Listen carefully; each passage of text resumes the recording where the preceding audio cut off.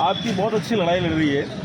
Actually वास्तव में क्या था कि ये जो 227 एकड़ की जो जेके फैक्ट्री थी वो अराफात ग्रुप को सिर्फ और सिर्फ इस शर्त पे दी गई थी कि वो सारे मजदूरों का पेमेंट करे, प्लस उनके जितने भी सर्विस बेनिफिट हैं वो दे और उनको नौकरियां वगैरह दे।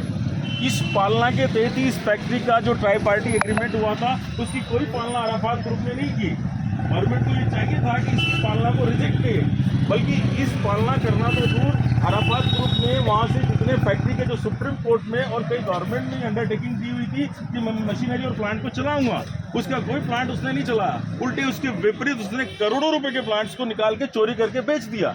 बेचने के बाद जब हमने इस चीज़ को कहा कि साहब जो आपने प्लांट की जो कंडीशंस थी वो केवल सिर्फ आपको प्लांट चलाना था, आपको ऐसा नहीं कि इसके जो प्लांट को आपने बेच दिया इस तरीके से, और यहाँ पर भी वो नहीं रुका। उसके बाद उसने क्या किया कि इस ज़मीन को जो 227 एकड़ बैश कीमती लगभग 2-2.5 हज़ार करोड़ की ज़मीन होगी, उस ज़मीन से अपना लाभ अर्जित करने के लिए उसे इसे कन्वर्ट करने के लिए रिको में एप्लीकेशन मूव कर दी।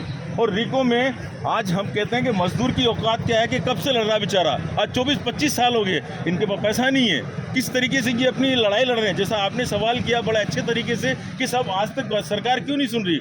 हर जगह मनी बहुत बड़ी एक फेवर होती है कि इनकी एक इतनी पावरफुल है इनकी जो मैन पावर, जिसकी वजह से आज तक आंदोलन चल रहा है। लेकिन आप ये देखिए, रिको ने, जब रिको को कोई राइट नहीं था इस ज़मीन को कन्वर्ट करने का, क्योंकि रिको ने अलॉट नहीं की थी ये ज़मीन, कि चीफ सेक्रेटरी के ऑर्डर से कलेक्टर ने जो है उसको अराफात ग्रुप को ट्राई पार्टी एग्रीमेंट के तहत दी थी, लेकिन रिको ने इसको पैसा लेके कन्वर्ट कर दिया। उसके संबंध में हमने एक एप्लीकेशन दी, एससीडी में एप्लीकेशन दी कि मुकदमा दर्ज करो, एफआईआर दर्ज कराओ। आप बियॉन्ड राइट आपने काम किया। तो रिकॉर्ड के जो गर्ग करके एक मैनेजर हुआ करते थे, उन्होंने तुरंत उनको सस्पेंशन की नौबत आएगी और उस रिको के उस ऑर्डर को कैंसिल किया। उसके बाद फिर चूंकि पैसा एक बहुत बड़ी पावर होता है, तो राजस्थान हाईकोर्ट से उस गर्ग के ऑर्डर को स्टे करवाया गया, जिस पर आकर जाकर सुप्रीम कोर्ट ने वर्कर के फेवर में मोहर लगाई और उसको निरस्त सही माना गया।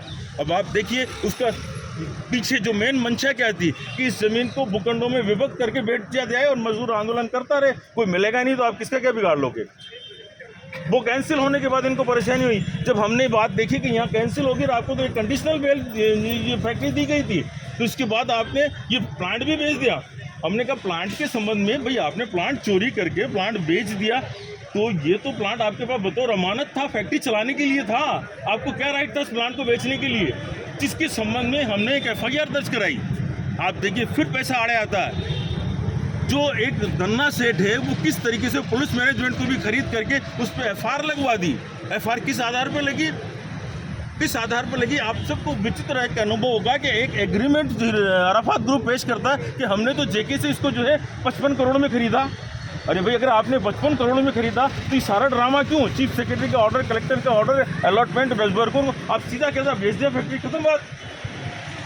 अब आज ये बताएं, दो वर्जन आपके पास आ जाते हैं, क्या आप इसको मानते हैं कि ये अलॉटमेंट सही है इधर का? अगर इधर का अलॉटमेंट सही है तो वो 55 करोड़ का अलॉटमेंट तो गलत है, खरीद तो गलत है, तो उस पर कैसे एफआईआर लगा दी? आज 55 करोड़ पे जब हमने कहा कि आप स्टाम्प ड्यूटी पेड करो और उसमें पेनल्टी लो, तो 250 करोड़ की पेनल्टी बनती है, उसके समझ में कुछ नहीं, कोई कार्रवाई नहीं। क्यों? क्योंकि आप सीधी बात है, हर जगह हर मोहरा पैसा दबा देता।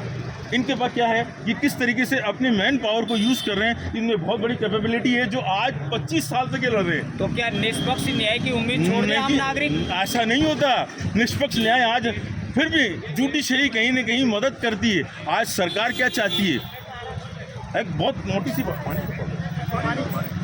पानी बोल दे ना, नहीं सर कोई